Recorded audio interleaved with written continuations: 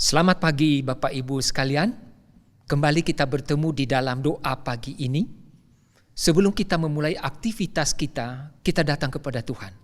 Memohon pertolongan, tuntunan, dan kemampuan boleh kita beraktivitas.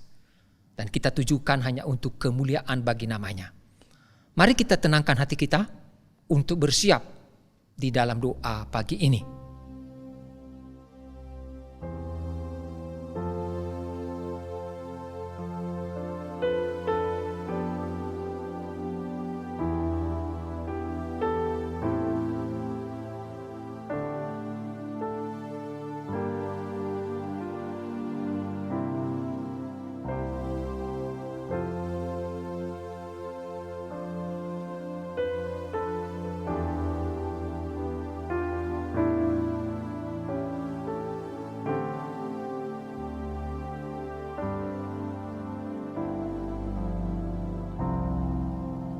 Amin.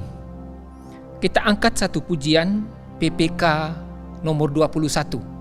PPK nomor 21 kita nyanyikan bait pertama, kedua dan ketiga. Kasih Allah amat besar. Kasih Allah amat besar dan tak dapat dilukiskan, lebih tinggi dari bintang, namun mencapai dunia, mengaruniakan anaknya, memberi kemenangan, mendamaikan dan mengampuni orang-orang berdosa. Kasih-Nya tak terduga, betapa kayanya, tetap dinyanyikan malak dan saleh-salehnya. Baik, kedua, walau dengan dawat selaut, langit dijadikan kertas, Dia bantang sebagai pena, setiap orang dapat penulis, tak mungkin akan menuliskan kasih Allah yang besar. Langit dari timur ke barat takkan memuat. Refnya, kasih-Nya tak terduga, betapa kayanya, tetap dinyanyikan malak dan saleh-salehnya. Baik, ketiga, yang bercacat dikasihani, diampuni, disembuhkan. Kasih Allah tak terbatas, kau pun dapat menikmati. Walau dunia ini berakhir dan kuasanya lenyap, kasih Allah tetaplah teguh, kekal selama-lama. Refnya, kasih-Nya tak terduga, betapa kayanya, tetap dinyanyikan malak dan saleh-salehnya. Bapak Ibu, syair lagu ini mengungkapkan berupa kiasan-kiasan bahwa kasih Allah itu tak akan pernah kita balas. Begitu luas, begitu tinggi, begitu dalam. Lautan, semua pun orang menjadi penulis, tidak akan mungkin. Pertanyaannya, apakah kita memahami itu? Dan bagaimana respon kita ketika kita menyadari kasih Allah yang demikian? Mari kita nyanyikan sekali lagi bait pertama. Kasih Allah amat besar.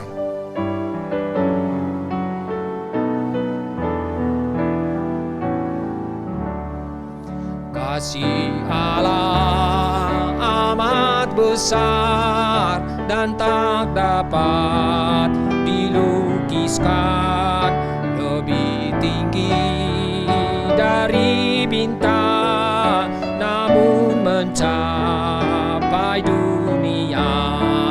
Mengaruniakan anaknya, memberi kemenangan, mendamaikan dan mengampuni orang-orang berdosa.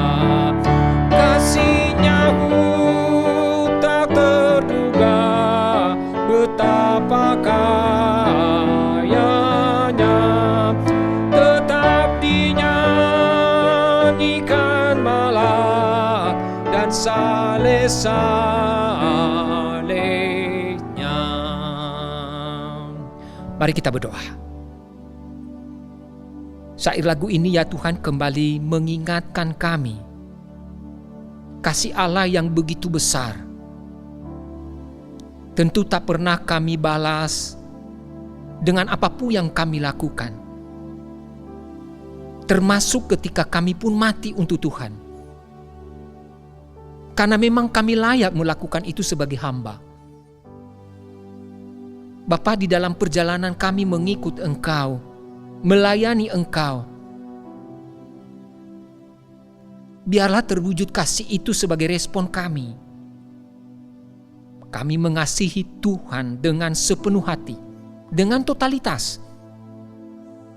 Lebih lagi di dalam kesetiaan sampai kami bertemu dengan Engkau.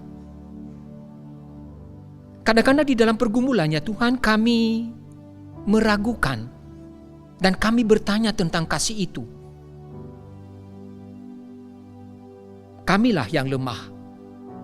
Untuk itu pagi ini kami memohon Engkau melalui firman, berbicara terus, tuntunlah kami, teguhkanlah kami, bahwa Engkau Allah yang tidak berubah di dalam mengasihi kami, dari sekarang sampai selama-lamanya.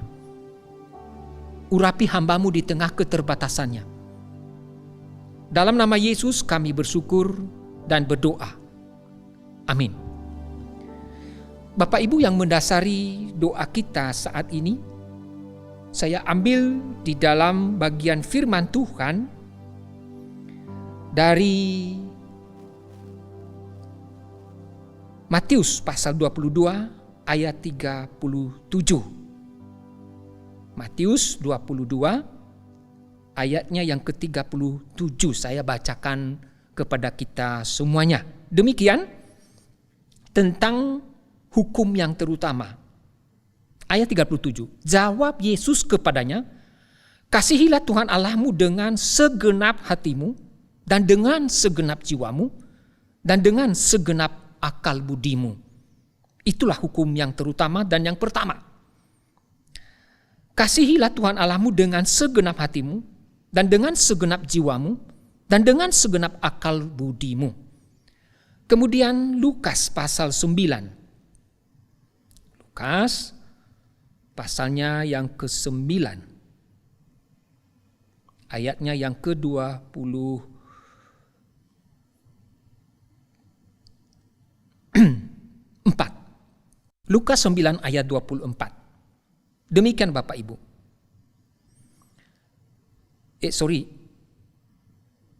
Ayat 23.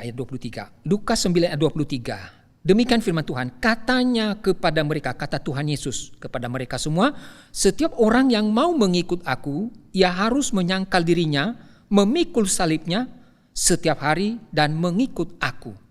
Setiap orang yang mau mengikut aku, ia harus menyangkal dirinya, memikul salibnya setiap hari dan mengikut aku. Dua bagian firman Tuhan yang sejajar, searah di dalam apa yang Tuhan Yesus maksud untuk kita hidupi di dalam mengikut Dia. Bagian pertama tadi adalah hukum yang terutama. Mengasihi. Kalau boleh saya kalimatkan dengan kalimat yang lain, Tuhan mau agar kita mengasihi Dia dengan totalitas. Kalau tadi sepenuh hati, sepenuh pikiran, segenap kekuatan. Secara totalitas. Bukan setengah-setengah. Bukan asal-asalan. Dan perhatikan Bapak Ibu, Dia sudah juga melakukan bagi kita. Dengan Dia datang ke dalam dunia. Dia tahu resiko Dia datang ke dalam dunia dan taat kepada Bapa. Apa? Kematian. Kematian. Untuk menjadi pengganti kita. Sebagai korban. Karena dosa-dosa kita. Nah Bapak Ibu, untuk memahami ini, saya membawa kita kepada satu pengalaman kita dari kecil. Waktu kita masih SD kelas 1, kelas 2. Kepada lawan jenis, mungkin kita itu khususnya yang laki atau yang wanita, sepertinya berseberangan dengan lawan jenis. Mungkin kita anggap mereka kotor. Mungkin kita anggap mereka bukan teman yang bisa diandalkan. Walaupun ada juga laki-laki atau cewek yang dekat sama jenis. Mereka itu bersama-sama bermain. Tapi kebanyakan menurut ahli psikologi, sepertinya berseberangan. Nah kira-kira begitu. Kadang itu ada perasaan mau menyakiti, mau mengganggu, menjahili. Karena kita tidak suka. Tapi ketika umur kita beranjak semakin dewasa, tergantung perkembangan seseorang, itu juga penelitian psikologi. Ada yang masuk kelas 5 SD, sudah mulai tertarik kepada lawan jenis. Paling tidak itu di SMP atau SMA. Tertarik kepada lawan jenis. Nah di sana ada perasaan yang sangat kontras dengan waktu kecil tadi. Ada satu ketertarikan yang boleh dikatakan dalam tanda kutip gila. Kenapa dikatakan gila? Itu ada perasaan ketertarikan yang tidak masuk akal. Saya ingat kakak saya, pas di atas saya itu. Dia itu suka pacaran. Nah waktu itu saya kelas 3 SMP. Dia sudah SMA kelas 2. Waduh. Dia itu suatu ketika dia pulang dari ladang, kena hujan. Nah kebetulan demam itu badannya agak hangat. Saya pegang, hangat. Jadi demam, dia tidur, dia istirahat. Tiba-tiba dia dengar pacarnya itu datang dekat di rumah kami. Tiba-tiba dia bangun, kemudian bagi pakaian. Sebelumnya mama saya itu kaget. Kenapa? Dia menyuruh kakak saya ini untuk beli sesuatu di warung. Nggak jauh. Tapi dia bilang saya agak hangat badan, boleh yang lain. Akhirnya saya yang disuruh. Tapi tiba-tiba tadi ketika dia dengar pacarnya ada, bangun langsung berpakaian, langsung hilang. Nggak tahu kemana. Mama saya hanya giling-giling kepala. Kakak saya itu sudah memiliki perasaan ketertarikan kepada pacarnya, kalau boleh dikatakan gila. Mungkin itu cinta buta, bisa saja. Segala tantangan itu yang menghalangi didobrak. Itulah perasaan cinta. Ada di dalam satu pengejaran yang begitu antusias. Semangat yang berkobar-kobar. Ditahan tidak bisa. Dan kadang-kadang orang yang, kalau saya katakan tadi, cinta buta, bisa sampai bunuh diri. Oh ya, pernah lalu kan saya cerita, di level 21 itu ada seorang anak muda laki itu terjun ke bawah, lumayan tidak mati. Tidak tahu kakinya atau tangannya patah. Kenapa? Karena diputusin oleh pacarnya. Dia kecewa, dia tidak bisa menerima. Seolah-olah dunia ini masa depan tidak ada. Lalu dia terjun. Banyak orang yang mati kan? Karena gara-gara seperti itu. Itulah cinta gila. Pengejaran di dalam ambisi yang begitu kuat. Semangat yang begitu berkobar-kobar. Itu cinta pertama. Nah, biasanya dikatakan begitu. Sangat terkesan. Dan tak mungkin kita lupakan seumur kita. Itulah cinta Tuhan Bapak Ibu ketika dia datang ke dalam dunia. Dari surga dia melihat manusia, tidak ada solusi manusia ini akan binasa. Hanya satu, apa? Dia turun ke dalam dunia, menjadi manusia. Dan resikonya mati. Itulah cintanya kepada kita. Cinta di dalam pengejaran yang begitu kuat. Dia tidak bisa ditahan oleh keinginannya. Kepentingan dirinya. Penderitaan yang begitu maha besar. Tidak bisa dia ditahan. Dia lahir. Nah Bapak Ibu sekarang di dalam bagian firman Tuhan yang kita baca tadi. Dia mau kita mengasihi dia seperti itu. Kasihilah Tuhan Allahmu dengan segenap hatimu. Segenap akal budimu. Segenap kekuatanmu. Totalitas. Sekali lagi tadi kita melihat Tuhan Yesus sudah melakukan lebih duluan. Dan dia mau kita meresponi dengan kasih yang sama. Kalaupun nyawa kita dituntut untuk itu. Mestinya kalau kita memiliki kasih seperti itu, kita rela. Tapi pertanyaannya di dalam perjalanan hidup kita mengikut dia. Apakah ada kasih totalitas itu? Kasih yang sepenuh hati, kasih yang penuh kekuatan, kasih yang segenap akal budi. Kalau kita mau jujur, tidak. Petrus aja yang mengikut Tuhan Yesus 3 tahun lebih. Meraba Tuhan Yesus, menikmati mukjizat, melihat dengan mata sendiri. Bagaimana kuasanya, kasihnya, dan lain-lain. Nggak bisa menunjukkan kasih yang totalitas. Itulah sebabnya ketika Yesus sudah bangkit dan menampakkan diri di dalam Injil Yohanes diceritakan, Tuhan Yesus menantang Petrus 3 kali. Kenapa? Dia gagal. Dia menyangkal Tuhan Yesus waktu Yesus ditangkap, dia adili. Di hadapan Kayafas.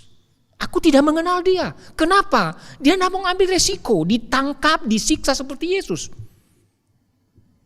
Tidak ada kasih yang totalitas. Maka Yesus di dalam Injil Yohanes setelah dia menampakkan diri. Kalau tidak salah Yohanes 21. Yesus 3 kali tantang Yesus. Apakah engkau mengasihi aku? Lebih dari semua ini. Yaitu lebih dari apa yang ada di dalam dunia. Hati Petrus hancur. Kenapa? Dia tahu. Dia sudah gagal dan belum bisa melakukan itu. Dia ada egois. Dia ada keinginan pribadi. Dia mau kenyamanannya. Dia mau kelancarannya. Dia mau masa depan yang bahagia. Itu yang kadang-kadang menghambat kita. Setiap orang percaya untuk mengasihi Tuhan dengan totalitas. Tapi yang dirindukan Yesus adalah kasih yang totalitas. Segenap akal budi, segenap kekuatan, segenap pikiran. Nah Bapak Ibu itulah sebabnya di dalam Efesus hubungan kita dengan Yesus digambarkan dengan mempelai laki-laki dan mempelai perempuan. Artinya di dalam kesetiaan. Hubungan ini kita diingatkan dengan satu janji pernikahan. Bahwa aku mengasihi engkau di dalam suka dan duka. Sakit sehat, kaya miskin. Kalimat terakhir yang sangat kuat. Hanya maut. Nah, hanya maut yang memisahkan kita. Tidak boleh ada perselingkuhan. Tidak boleh ada hati yang mendua. Tidak boleh ada hati yang ragu akan cinta itu. Nah itu yang Tuhan mau di dalam kehidupan kita sebagai orang Kristen. Di dalam mengikut dia, di dalam melayani dia. cinta, kasih yang totalitas. Bukan setengah-setengah. Nah Bapak Ibu, tidak sedikit orang Kristen yang mengikut Yesus. Tidak mau terlalu dekat. Tidak mau terlalu dekat. Jaga jarak. Karena tidak ada totalitas cinta. Mereka seperti hubungan kumpul kebo. Kumpul kebo gimana? Oh ya, pada waktu senang, ya aku mengasihi engkau, aku bermesra dengan engkau. Aku bisa mengasihi engkau dengan ya sebisa saya. Ketika semua lancar, aku bisa memuji engkau. Engkaulah segalanya. Kata-kata begitu romantis. Atau kita itu juga berbuat kepada pacar kita. Yang sebenarnya belum ada cinta totalitas. Masih ada si dia yang lain. Hanya sekarang kita bingung, mendua hati. Ini 3 pilihan ini. Nah, sehingga hati kita bukan totalitas untuk mengasihi dia dan memberi perhatian. Itu namanya hubungan kumpul kebo. Ketika ada kesulitan, ketika ada luka yang menimbulkan luka di hati, maka hubungan itu bisa putus, bubar. Tidak ada suatu hubungan yang mengikat. Tapi Tuhan Yesus mau hubungan kita itu diikat dengan kasih agape.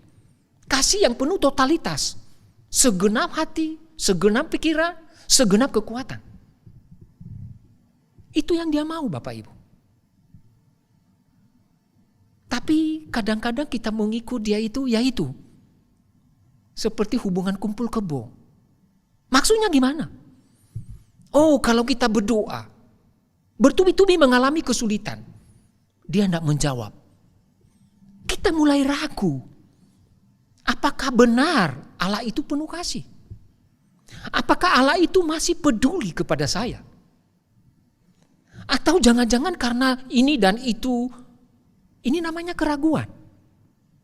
Tidak ada satu kepercayaan yang totalitas. Ini berkaitan dengan kepercayaan dan kasih juga. Nah Bapak Ibu, dia mau kita memiliki kasih dan kepercayaan totalitas. Di dalam kita mengikut dia, kita tidak meragukan lagi kasihnya. Bukankah dia sudah mati bagi kita? Dan kasih itu tidak pernah berubah. Yang memang kadang-kadang dia tidak menjawab doa kita. Mungkinkah dia menguji iman kita? Sejauh mana kita setia? Apakah dia mau melihat kita hanya berharap pada berkat-berkatnya saja, bukan kepada dirinya? Ya. Cinta yang bukan totalitas adalah orang-orang Kristen ketika beribadah fokus kepada dirinya supaya dapat diberkati. Firman Tuhan menghibur, menguatkan. Ya, oke. Tapi bukan itu poin yang pertama yang ketika kita datang beribadah Bapak Ibu. Bukan. Tapi dia mau hati kita yang betul-betul merindukan dia. Mendengar suaranya. Ya. Sekali lagi ingat Bapak Ibu waktu jatuh cinta kepada seseorang. Jatuh cinta yang betul-betul gila itu. Kalau pasangan kita itu mendengar suaranya dari jauh, belum kelihatan tubuhnya. Oh, hati kita itu berkobar. Ada satu dorongan ingin bertemu dengan dia. Karena kita penasaran, itu suaranya kita tahu. Suaranya itu pasti. Wah, itu ada satu semangat, mau ketemu, mau ngobrol sama dia. Nah itulah hati orang Kristen yang ada cinta, kasih total kepada Tuhan. Ketika dia beribadah, yang dia rindukan adalah Tuhan. Firman-Nya. Pak Jenny minggu lalu singgung itu bahkan, betapa aku mencintai firman-Mu. Wah itu, bukan hanya mencintai, betapa ditambah kata itu. Itu penekanan yang hati yang meluap-luap untuk memiliki semangat mau membaca firman Tuhan, mau merenungkan firman Tuhan. Nah itu terkait dengan cinta total. Tuhan Yesus mau kita memiliki kasih seperti itu Bapak Ibu. Dan itulah yang menuntun kita boleh setia, boleh kita terus sampai kematian. Mengakhiri hidup kita di dunia ini, tetap kita menyembah Dia. Penderitaan pun tidak ada yang menghalangi kita untuk tetap mengasihi Dia. Itulah di dalam satu firman Tuhan, adakah yang memisahkan kita dengan kasih Allah? Penderitaan, kesulitan, tidak ada. Itulah kasih totalitas. Pertanyaannya, apakah itu ada di dalam hati kita? Nah, Bapak Ibu dan Saudara yang dikasihi Tuhan, ada orang-orang Kristen di dalam mengikut Tuhan, di dalam melayani Tuhan. Ada bagian-bagian kehidupannya dia sembunyikan kepada Tuhan. Dia tidak mau Tuhan atur di sana, ikut campur tangan. Misalnya, kalau seseorang menyakiti dia selalu berkata kepada Tuhan, ini bagian yang tidak boleh Tuhan utak-atik. Itu bagian saya mengampuni dia, terserah saya. Karena Tuhan tahu betapa aku luka. Apa yang dia lakukan tidak bisa diampuni. Nah, itu salah satu contoh. Bukankah itu juga bagian-bagian kesulitan kita di dalam hidup kita? Yang kita anggap ini bagian secret. Bagian yang tersembunyi. Yang tidak boleh dicampur aduk oleh orang lain. Kita memilikinya sendiri, kita atur sendiri. Tapi kehidupan yang demikian Tuhan tidak mau. Dia mau kita menyerahkan hidup kita dengan kasih totalitas. Menyerahkan kepadanya. Itu miliknya setelah dia menebus kita. Ya. Ini pelajaran yang perlu kita pelajari di dalam hidup kita, Bapak Ibu. Semakin kita sempurna memiliki kasih seperti kasih-Nya. Ada bagian-bagian kehidupan kita yang mungkin kita sembunyikan kepada pasangan kita, kepada anggota keluarga kita yang lain. Karena kita anggap itu adalah bagian privasi kita. Nah, itu privasi. Bagi Tuhan, kalau engkau mengikut aku, engkau harus menyangkal diri, memikul salib, kasih totalitas. Segalanya diserahkan kepadanya. Dan Ia akan membantu kita dengan kuasa Roh Kudus untuk bisa dengan sempurna melakukan seperti yang Dia mau. Ya. Itu juga satu bagian ketergantungan kepada Roh Kudus untuk kita semakin disempurnakan melakukan firman-Nya, khususnya mengasihi Dia dengan segenap hati, dengan segenap pikiran, dengan segenap kekuatan. Nah, Bapak Ibu, kadang-kadang ada orang Kristen itu di dalam mereka mengikut Yesus, yang tadi itu ada bagian-bagian kehidupan mereka. Mereka tidak mau Tuhan campur tangan. Bapak Ibu, boleh kita sembunyikan kepada pasangan kita, kepada anak-anak kita, apalagi di gereja. Dan kita bisa di situ hidup dengan munafik. Sepertinya baik, saleh, melayani Tuhan, lemah lembut, sabar. Tapi di luar kelihatan aslinya. Nah, kadang orang Kristen yang pemahamannya dangkal, mereka aman-aman saja hidup di dalam kemunafikan demikian. Tapi Tuhan tahu. Makanya Dia minta kepada kita, kasihilah Tuhan Allahmu dengan segenap hatimu. Barang siapa mengikut aku, dia harus menyangkal diri, memikul salib. Setiap hari. Bukan hari Jumat. Kalau hari Minggu oke. Enggak. Semua setiap hari. Ini yang menyulitkan kita, Bapak Ibu, di dalam mengikut Dia sampai akhir hayat hidup kita. Mengasihi Dia dengan totalitas. Dia mau kita membangun hubungan seperti pengantin laki-laki dan pengantin perempuan. Di dalam perjanjian, suka duka, sakit sehat, kaya miskin, hanya maut. Hanya ketika kita mati, kita tidak bisa lagi menyerahkan secara total kepada Tuhan. Kita tidak bisa mengasihi Tuhan dengan total. Sudah selesai hidup kita di dunia ini. Dan kita sudah dibawa ke surga. Bapak Ibu, itulah yang Tuhan mau di dalam kehidupan kita. Dan ini bagian-bagian yang terus kita bergumul. Kadang-kadang di dalam kegagalan kita terulang dan terulang kita menjadi pesimis. Jangan-jangan saya tidak mampu. Sangat mungkin kita belum dengan sekuat tenaga, dengan segenap pikiran, dan bergantung kepada kuasa Roh Kudus untuk mengasihi Dia, untuk melakukan apa yang Dia firmankan. Bukankah Dia telah berjanji kepada kita, kepada murid-muridnya di awalnya, dan kepada kita juga? Aku menyertai engkau sampai akhir zaman. Aku menyertai engkau sampai akhir zaman. Kesempurnaan kita, kekuatan kita untuk mengasihi Dia, melakukan firman-Nya, taat kepadanya, hanya dengan kekuatan Roh Kudus.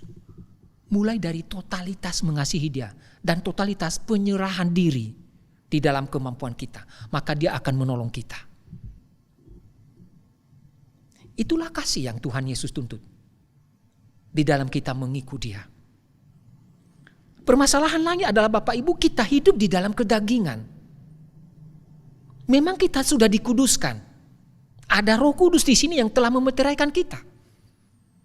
Tapi kedagingan ini, nafsunya, keinginannya, kadang-kadang bangkit seperti ular naga. Belum lagi dibarengi dengan kelemahan fisik kita yang sangat berpengaruh kepada kerohanian kita. Misalnya kita lapar, kita capek. Emosi kita kadang-kadang tidak teratur. Kadang kita tidak bisa kendalikan. Nah, ini kendala-kendala kita. Hidup di dalam kedagingan, kondisi fisik lemah.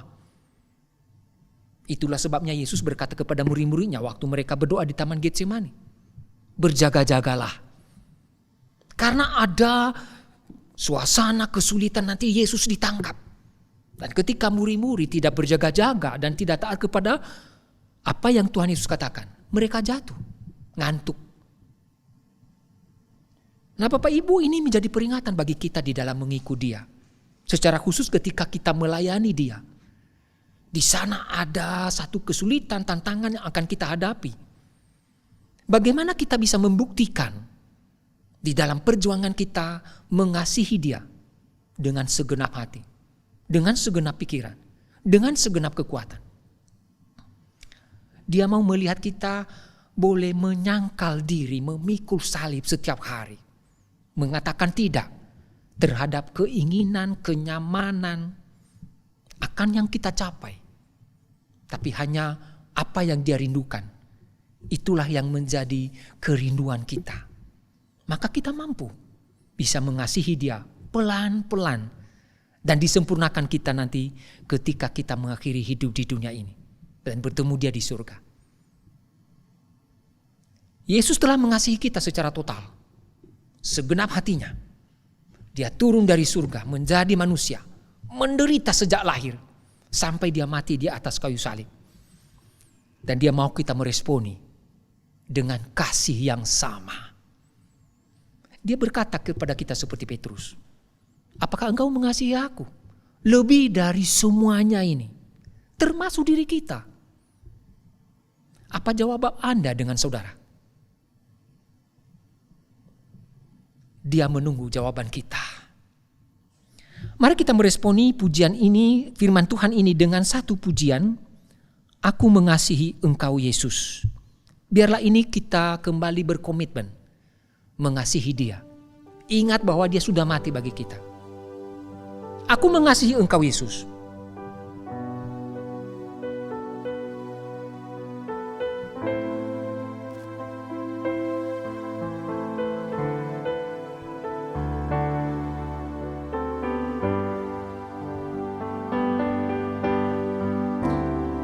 Aku mengasihi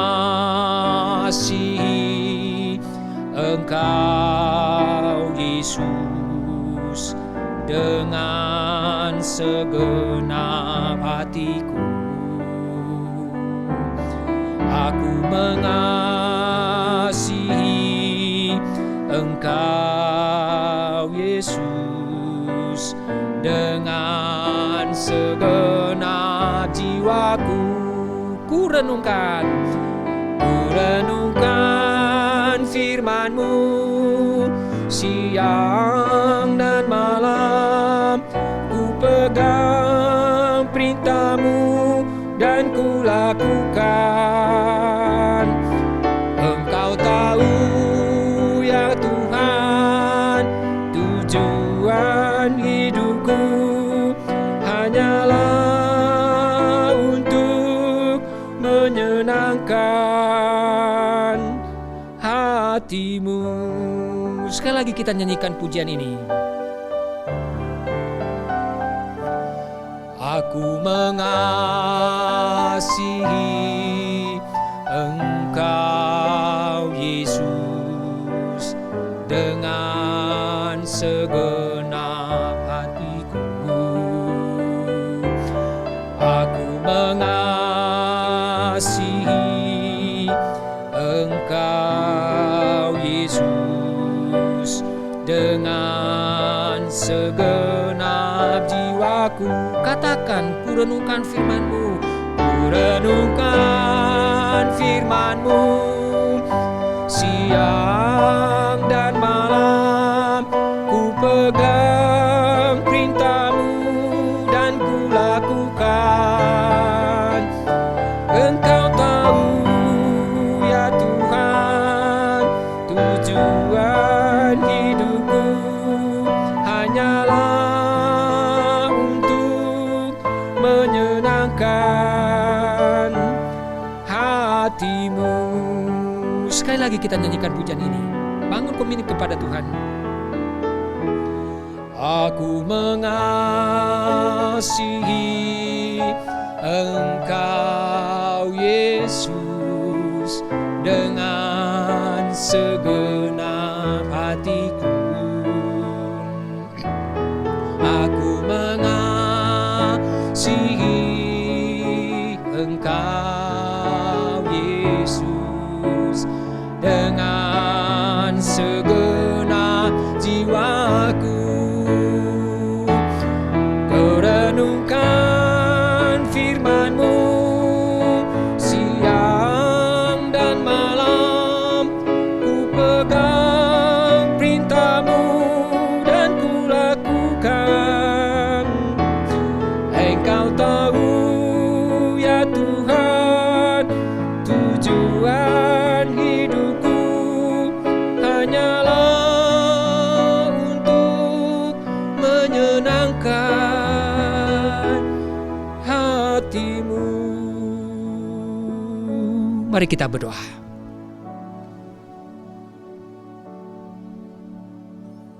Bapa kami yang di surga, Engkau tahu siapa kami. Jawaban kami seperti Petrus ketika Engkau menantang kami dengan pertanyaan, apakah kami mengasihi Engkau? Kami belum mampu ya Tuhan mengasihi Engkau secara totalitas, segenap hati, pikiran, dan kekuatan kami. Ada diri kami yang kadang-kadang menjadi yang utama dengan apa yang kami mau, ambisi kami, apa yang kami capai. Sering kami curahkan tenaga di sana. Dan kadang-kadang karena arah sana itulah kami jatuh di dalam dosa. Memuaskan keinginan kami Tuhan. Ampunilah kami. Dan Engkau tahu betapa lemahnya kami, seperti Petrus berkata, Engkau tahu ya Tuhan. Kami membutuhkan pertolongan Roh Kudus yang memegang tangan kami, agar kami tidak jatuh. Tolong kami ya Tuhan. Berikan kami kasih, bukan kasih yang suam-suam seperti jemaat Efesus di Wahyu, tetapi yang kasih mula-mula, yang berkobar-kobar terus untuk bekerja bagimu, untuk hidup bagimu. Tolong kami ya Tuhan. Inilah doa kami. Bapak Ibu, mari kita berdoa bagi jemaat. Di dalam mereka membangun komunikasi dan hubungan di tengah keluarga. Antara orang tua dan anak-anak, suami istri. Juga kepada pengusaha-pengusaha. Agar mereka dapat mengasihi Tuhan di dalam pergumulan-pergumulan yang diperhadapkan dengan mereka. Ada cobaan yang begitu licik, halus. Agar mereka jatuh. Dan ada iblis di sana supaya mereka itu tidak mengasihi Tuhan dengan totalitas. Mari kita berdoa. Tuhan menolong setiap jemaat, kepala keluarga, ibu rumah tangga, anak-anak di dalam mengasihi Tuhan, taat firman-Nya. Mari kita berdoa. Bapa Surgawi, kami berdoa bagi teman seiman kami, jemaat, di dalam pergumulan mereka mengasihi Engkau ya Tuhan. Di dalam membangun hubungan suami istri, orang tua anak, di dalam mengerjakan pekerjaan yang Tuhan percayakan di perusahaan. Ada tantangan yang begitu halus, ada tantangan yang begitu keras, yang mengajak mereka kompromi. Lebih lagi Tuhan, ada iblis yang menunggangi hal-hal seperti itu, agar kami kalah. Tuhan, tolong setiap jemaat-Mu ya Tuhan, teguhkan mereka di dalam kasih, ingatkan mereka bahwa Tuhan telah mati bagi kami. Sehingga kami meresponi pun walaupun kami mati, kalau memang dituntut di sana, kami rela melakukannya. Tuhan, berikan kami kekuatan, berikan tuntunan dan peneguhan kepada setiap jemaat-Mu yang sedang mengalami pergumulan. Inilah doa kami ya Tuhan. Dengarlah, di dalam nama Yesus kami berdoa. Secara khusus kita berdoa bagi yang sakit Bapak Ibu. Ada Ibu Ulan Ing, ada yang lain yang sakit, yang mengalami pergumulan, yang mungkin sudah lama mereka menantikan kesembuhan. Mungkin mereka sudah mulai kecewa. Kita doakan Tuhan pulihkan dan berikan pengharapan. Mungkin mereka ada yang ragu-ragu, meragukan kasih Tuhan. Kita doakan Tuhan teguhkan iman melalui Roh Kudus. Bagi mereka yang mungkin kesulitan dalam biaya, kita doakan supaya Tuhan cukupkan. Mari kita berdoa. Tuhan, kami berdoa bagi jemaat-jemaat yang sakit. Kami berdoa bagi Unain, Tuhan tolong mereka. Atau mereka yang sedang berduka, ada Ibu Yanti, Tuhan tolong lawat mereka satu persatu ya Tuhan.